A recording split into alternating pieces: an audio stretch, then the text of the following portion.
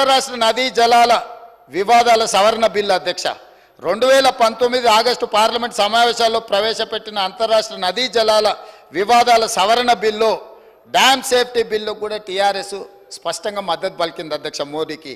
అదేవిధంగా Rajya Sabha deputy chairman ఎన్నికకు సంబంధించి 2018 ఆగస్టులో రాజ్యసభ డిప్యూటీ చైర్మన్ ఎన్నికల్లో బీజేపీ ఎన్డీఏ అభ్యర్థి అయిన జేడీయూ అభ్యర్థి హరివంశ్ నారాయణ సింగ్కు టీఆర్ఎస్ స్పష్టంగా మద్దతు పలికింది అధ్యక్ష. అదేవిధంగా విపక్షాల ఉమ్మడి అభ్యర్థి కాంగ్రెస్ ఎంపీ హరిప్రసాద్ మీద 20 ఓట్ల తేడాతో వాళ్ళు అంటే ఆ రోజు కంప్లీట్గా ఉమ్మడి ప్రతిపక్షాల అభ్యర్థిని ఓడించడానికి బీజేపీకి మద్దతు పలికి ఆ ఎన్నికల్లో టీఆర్ఎస్ వాళ్ళకు అనుకూలంగా ఉన్న ఒకసారి ఓట్లేసిన రెండోసారి వాళ్ళు ఇదే రాజ్యసభలో మిగతా విషయాలలో గైర్హాజరైంది అధ్యక్ష. అదేవిధంగా సాగు చట్టాలు ఇప్పుడు వారి చట్టాల గురించి ఇక్కడ తీర్మానం అంటుండే అధ్యక్ష. పార్లమెంట్ ప్రొసీడింగ్స్ తీద్దాం అధ్యక్ష. 2020 డిసెంబర్ 27 నాడు ప్రగతి భవన్లో నిర్వహించిన ఉన్నత స్థాయి సమీక్షా సమావేశంలో కేంద్రం తీసుకొచ్చిన సాగు చట్టాలను కేసీఆర్ గారు స్వాగతించిండ్రు. మీరు కావాలంటే ఆనాటి పేపర్లను అన్నిటినీ తిరిగేయండి. పంటలు కొనుగోలు చేసేందుకు ఆ రోజు వారు మాట్లాడింది ఏంది అధ్యక్ష, పంటలు కొనుగోలు చేసేందుకు ప్రభుత్వం వ్యాపార సంస్థ కాదు, రైసు మిల్లరో దాల్ మిల్లరో అసలే కాదు, కొనుగోలు అమ్మకాల బాధ్యత ప్రభుత్వ బాధ్యత కాదు, మద్దతు ధరతో కొనుగోలు జరపడం ద్వారా రాష్ట్ర ప్రభుత్వానికి 7,500 కోట్ల రూపాయల నష్టం వచ్చింది. కేంద్ర ప్రభుత్వం తెచ్చిన కొత్త వ్యవసాయ చట్టాలు ఇదే చెబుతున్నాయి. ఈ విధానం ఉత్తమమని చంద్రశేఖరరావు గారు రైతు వ్యతిరేక నల్ల చట్టాలకు మద్దతుగా మాట్లాడిండు. ఆనాటి పేపర్లు తీసి మీరు తిరిగేయండి, వారు ఏ విధంగా మద్దతు పలికినరో మనకు తెలుస్తుంది అధ్యక్ష. ఇవన్నీ కాదు అధ్యక్ష, చివరిగా 2 విషయాలు నేను ప్రస్తావించదలుచుకున్నా అధ్యక్ష. 2016 ఆగస్టు 7 మిషన్ భగీరథ ప్రారంభోత్సవం కోసం మెదక్ జిల్లా కోమటిబండకు ప్రధానమంత్రి గారు వచ్చారు. అక్కడ ఏం మాట్లాడిండు అధ్యక్ష మన రాష్ట్ర ముఖ్యమంత్రి గారు, ఆనాటి ముఖ్యమంత్రి? మీరు ఒక్కసారి రికార్డులు తిరిగేయండి. నేను తెలుగులో సింపుల్గా చెప్పదలుచుకున్నా అధ్యక్ష. సభా సమయం అత్యంత కీలకమైన అంశాల మీద చర్చించాల్సిన అవసరం ఉంది కాబట్టి ఇప్పుడు నేను బాధ్యత గల తెలంగాణ ముఖ్యమంత్రిని, మాకు కేంద్రం నుంచి 50,000 కోట్లు కావాలి, 1,00,000 కోట్లు కావాలని కోరబోము. మాకు మీ ప్రేమ మీ ఆశీర్వాదం ఉంటే చాలు, హమ్కు కుచ్ భీ నహీ చాహియే ఆప్కా ప్యార్ చాహియే అని ఆయన ప్రేమలో మునిగి తేలి తెలంగాణ నిండా ముంచి తెలంగాణకు 50,000 కోట్లు 1,00,000 కోట్లు వద్దే వద్దు అని స్పష్టంగా వేదిక మీద కోట్లాది ప్రజల ముందు మాట్లాడి నరేంద్ర మోడీ గారికి ప్రధానమంత్రికి మా తెలంగాణకు నిధులే వద్దు, నువ్వు నన్ను ప్రేమిస్తే చాలు, నీ ప్రేమలో మేము అమరులం అయిపోతాము, తెలంగాణ ప్రజల్ని ముంచేస్తామని మాట్లాడిన చంద్రశేఖరరావు గారి పార్టీ ఈరోజు చంద్రశేఖరరావు గారు సభలోకి రాక తెలంగాణ ప్రజల యొక్క హక్కులను కాలరాసి తెలంగాణ ప్రజల ఆత్మగౌరవాన్ని మోడీ గారికి తాకట్టు పెట్టి ఈరోజు వాళ్ళు వచ్చి కాంగ్రెస్ పార్టీ అన్యాయం చేసిందని, కాంగ్రెస్ పార్టీ కొట్లాడతలేదని ఇవాళ ఉదయం 11 గంటల నుంచి పార్లమెంటు మెట్ల మీద తెలంగాణకు ఇవ్వని నిధుల మీద రాని అనుమతుల మీద రాహుల్ గాంధీ, సోనియా గాంధీ గారు, మల్లికార్జున్ ఖర్గే గారు మా ఎంపీలతో నాడు దీక్ష చేస్తుండు. నీ రాజ్యసభ ఎంపీలు ఎక్కడున్నారో ఒకసారి లెక్క పెట్టుకో. విలీనం కోసం ఇల్లు తిరిగి చీకట్ల అందరినీ కలిసి వచ్చి కౌగిలించుకునే ప్రయత్నం చేసి అన్ని వ్యవహారాలు చేసి వచ్చి ఇప్పుడు సభల అసలు విషయం పక్కదారిన పెట్టి రాజకీయ వివాదాస్పద అంశాల మీద చర్చకు చేసి అదానీలతో అంబానీలతో చీకట్ల కుంభుక్కయ్యే అలవాటు మాకు లేదు.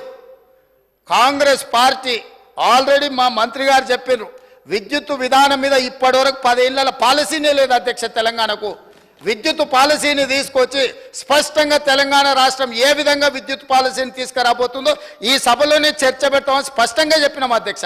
ఒక సంస్థను ప్రైవేటైజ్ చేయాలంటే దానికి నోటిఫికేషన్ ఇవ్వకుండా పబ్లిక్లో చర్చ చేయకుండా ప్రభుత్వం అధికారికంగా నిర్ణయాలు తీసుకోకుండా జరుగుద్ది అధ్యక్ష. గాలివాటం వార్తలని పట్టుకొచ్చి ఇక్కడ మాట్లాడి గాలి మాటలు మాట్లాడడానికి అధ్యక్ష ఈ సభ పెట్టుకున్నది. మీరు వారికి అనుమతి ఇచ్చింది ఇట్లాంటి మాటలు మాట్లాడడానిక? కాబట్టి ఒకరోజు మీరు మేము ఎవరము ఏ అంశాల మీద 18 సార్లు మేము తిరిగి ఇవాళ వారు మేము మిగులు రాష్ట్రంగా 14,000 కోట్ల రూపాయల మిగులు రాష్ట్రాన్ని మీకు అప్పచెప్పినాం. ఆనాడు సంవత్సరానికి 6,500 కోట్ల రూపాయలు అప్పు చెల్లించే పరిస్థితి ఉన్నది.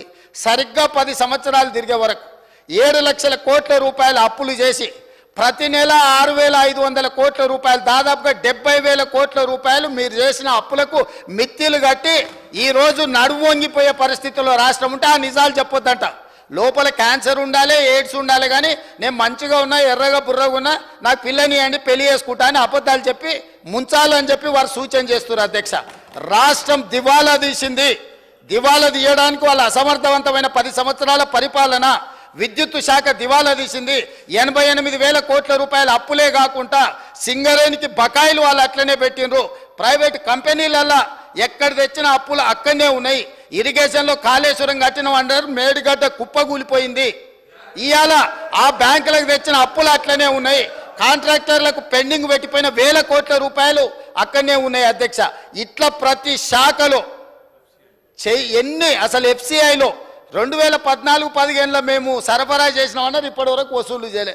మా ఉత్తమ్ కుమార్ రెడ్డి గారు కష్టపడి మీరు చేసిన తప్పులను సవరించి ఆ నిధులు రాబట్టడానికి ప్రయత్నం చేస్తుండ్రు. వీళ్ళు ప్రతిసారి వచ్చినప్పుడల్లా GDP గురించి వీటి గురించి మిగతా అన్ని మాట్లాడుతుండే. అధ్యక్ష, నేను తప్పకుండా ఈ బడ్జెట్ సమావేశాలల్లో ఉన్న వివరాలన్నీ తీసుకొచ్చి బయట పెడతా. కాబట్టి నేను వారికి చేసే సూచన ఒక్కటే, మీరు ఏం చేసిండ్రో చూసినాకనే ప్రజలు ఒక తీర్పు ఇచ్చిండ్రు. ఆ తీర్పు ద్వారైనా మీకు జ్ఞానోదయం కలుగుద్దని ప్రజలు భావించరు. ఇంకా అదే అహంకారము, అదే అహంభావము, అవే చులకన మాటలు, ఎదురుగుండే వాళ్ళని కించపరిచే విధంగా మాట్లాడడం, ఈ వ్యవహారం మానుకోండి. అసెంబ్లీ ఎన్నికలలో 39 సీట్లలో మీకు మెజారిటీ ఇచ్చిండ్రు. పార్లమెంటుకు వచ్చేవరకల్లా 3 సీట్లకు పడిపోయింది.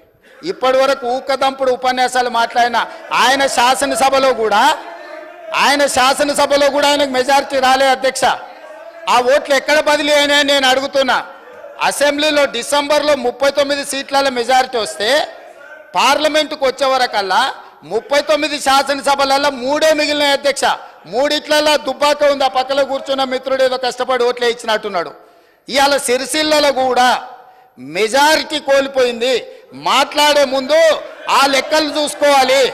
ఇవాళ మేము 8, మాకు 2014లో 2 సీట్లు వచ్చినాయి, 2013లో 3 సీట్లు వచ్చినాయి, 2019లో మాకు 8 సీట్లు వచ్చినాయి. అధ్యక్ష, అంటే ప్రజలలో ఉండి మేము పనిచేయడంతో వరుసగా మేము నెంబర్ పెంచుకుంటూ వచ్చినాం. అధ్యక్ష, మీకు మొదటిసారి 12 వచ్చినాయి, రెండోసారి 9 వచ్చినాయి, మూడోసారి గుండు 0 వచ్చింది.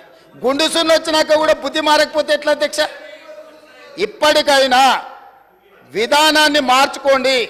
తెలంగాణ ప్రజలకు క్షమాపణ చెప్పండి.